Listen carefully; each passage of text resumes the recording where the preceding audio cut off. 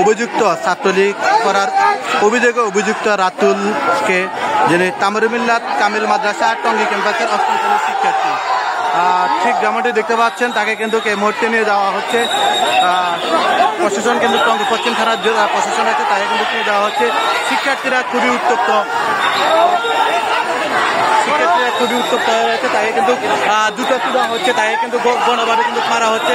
প্রশাসন কিন্তু সেটি কিন্তু নিয়ন্ত্রণের বাইরে হয়ে যেমনটি দেখতে পাচ্ছেন। ঠিক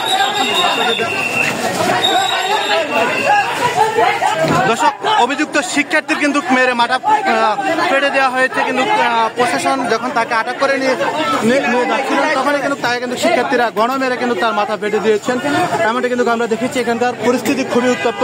এখানকার যারা বিপি দিয়ে যিনি রয়েছেন তারা কিন্তু পরিস্থিতি নিয়ন্ত্রণের চেষ্টা করছেন। এই মুহূর্তে কিন্তু অভিযুক্ত যে শিক্ষার্থী, যিনি ছাত্রলীগ করার কারণে কিন্তু শিক্ষার্থীরা তাকে আটক করেছেন এবং জুলাইয়ের বিরুদ্ধে কিন্তু অর্থাৎ জুলাইয়ের বিপক্ষে কিন্তু কুরুচিপূর্ণ মন্তব্য করায় তাকে কিন্তু শিক্ষার্থীরা আটক করে কিন্তু প্রশাসনের হাতে তুলে দিয়েছেন।